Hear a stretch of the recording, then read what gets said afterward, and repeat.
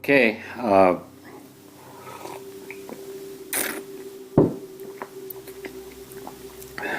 if you don't know already, I'm Douglas Truth, and that's one of the things I know. It's been a while since I've done one of these videos, and I guess the only reason I can think of some others, but I don't know which one's true. But one reason I might have waited to do a video is that I just kind of ran out of things that I know, because the name of the video series is Everything I Know. So if I basically told you everything I know, then there's radio silence. And of course, I really haven't told you everything I know.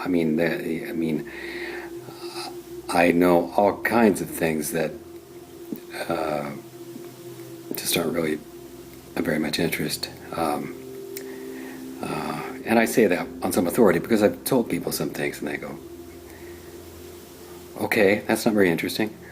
So it's taken me a couple of weeks to come up with some new stuff that I know or think I know or am willing to tell you. And it's been kind of interesting, really. I haven't done any painting. I've done very little writing. Part of the reason I've had kind of a health crisis. I had a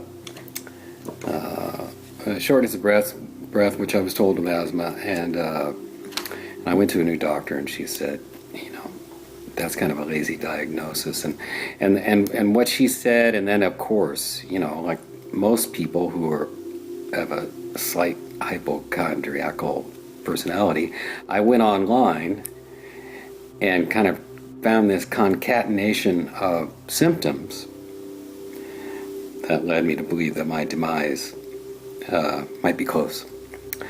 Or led me not so much to believe it, but to consider the possibility. Now, this video is everything I know about painting death and dogs, so I presume, even if sometimes in a kind of a fictional manner, to know something about death and dying. And that's based on, if you don't know this, my near death. I almost died. I was in I guess you call it a coma for 3 days with a bacterial brain infection a number of years ago. That really changed my life altogether.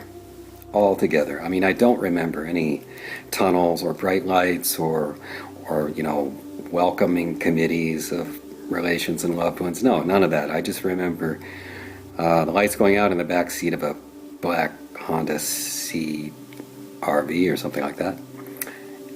And then waking up, I didn't know how many days later it was, in the hospital with a foot of snow outside. There wasn't any snow before. And the sun was shining in the window, and there's a foot of snow outside. And two of my dear friends were in the room, waiting, I presume, for me to wake up. And I started laughing. With such joy. Because I'm not sure if you're familiar with this line of thought. Its popular manifestation is in the movie Groundhog Day. Living a life over and over and over and over. So what I felt in that hospital room was a kind of victory, the joy of victory, that this time I had survived. That all the other times before I had died from that bacterial brain infection, flesh-eating bacteria, in my temporal lobe. So this time I lived, and I was darn happy about it. I was excited, I was joyful, and it just kind of took all my presumptions and the things that I thought were important, my place in the world, what the world was, how we relate to each other, what is going on. I just had a kind of a picture of it that I can't really articulate. It's too much of a feeling, and the articulations of it, as so often happens, sound rather stupid and trite. But when you feel it, it's anything but. So I guess the reason I'm recounting that story, which I've recounted so many times before, is that,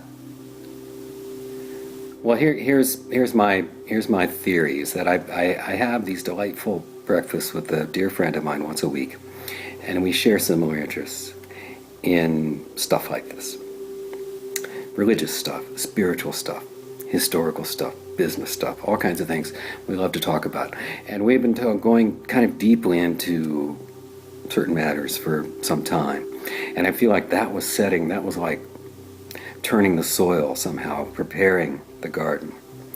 And then I had this incident last week last Saturday, 10 days, 11 days ago, something like that, where I'm laying on the swing out on the porch, dealing with what seemed at the time to be a real possibility that I was going to die of lung cancer soon. That's what my dad died of. And, I was dealing with it. What do you do? Like, I asked myself, okay, you're the big shot on death and dying, right? You presume to know, even in a fictional manner. So what are you going to do, huh? And I thought, well, I'm going to try to be here now. I'm going to try to get out of the bubble that we all, perforce, live in.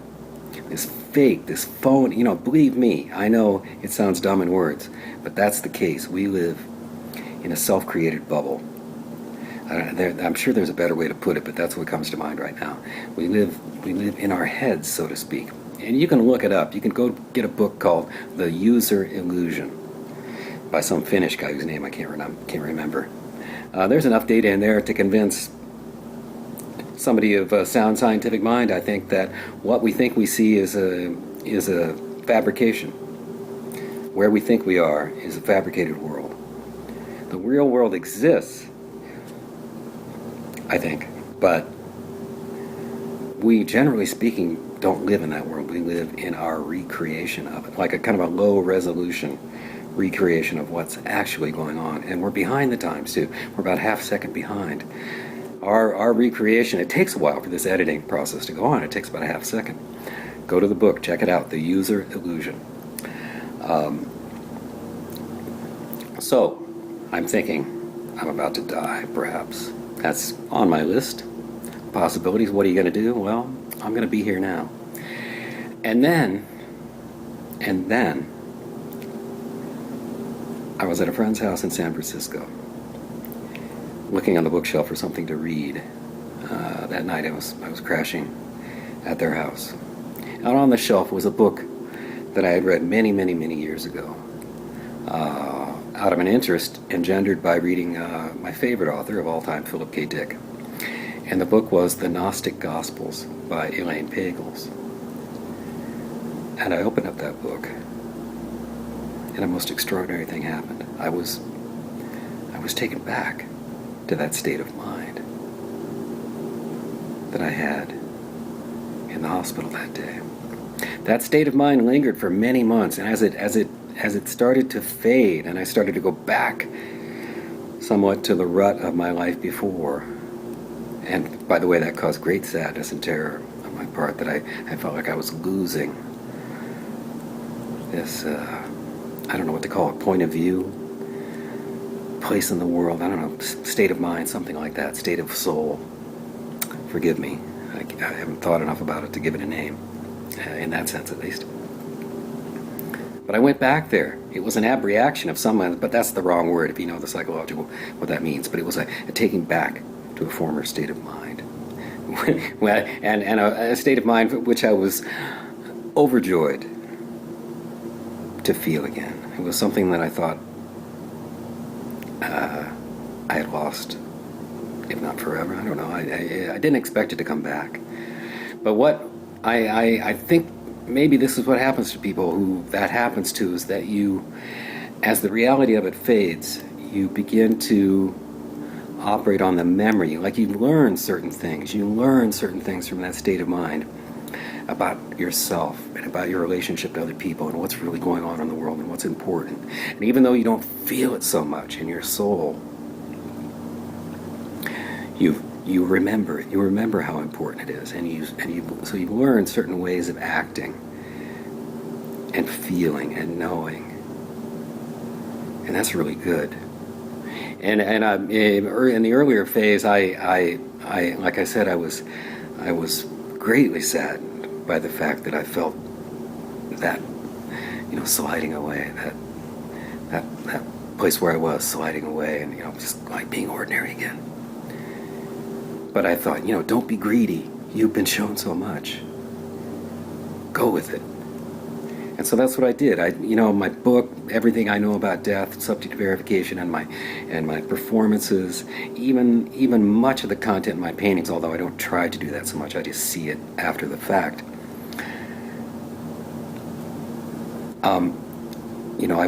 I just operated on those principles that had been somehow kind of ingrained in me, entrained, printed on my soul. And now I'm so happy to announce that it's back. Who knows for how long? It's a gift. So that's where I'm at. It's 11 minutes, and I'm letting it hang out. I had a dream last night where I'm running down the street to my old house in Pittsfield, and I'm naked. And well, a lot of people had these kind of dreams, and there's shame involved being naked. And I'm usually not. I'm not. I'm okay with being naked, with going to the hot tubs, or it's not a big deal for me at all. I'm not shy, and but in this dream I am, and I'm covering myself up with my black T-shirt and running down the street toward my old house. And in front of this old house, there's a gigantic oak tree. And in the dream, this tree is it is in real life. It's big and it's lush. It's got plenty of green leaves. It's thick. And in this dream, there's an older, tall man with gray hair standing beneath the tree with his arms upraised into the tree as if he's trimming it or doing some kind of tree work. And he's naked too. A tall, thin man, gray hair. And as I run by him, I say, "Hey, we're partners, I guess, because we're both naked on Boylston Street."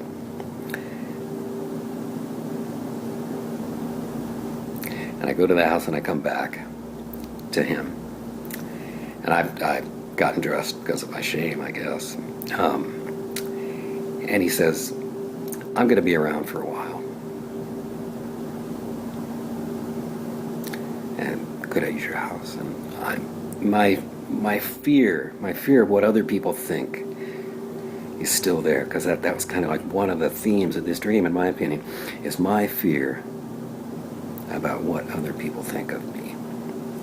And I'm kind of hedging, like, that might be kind of weird. I'm not sure. I'll have to ask the owner of the house, my friend.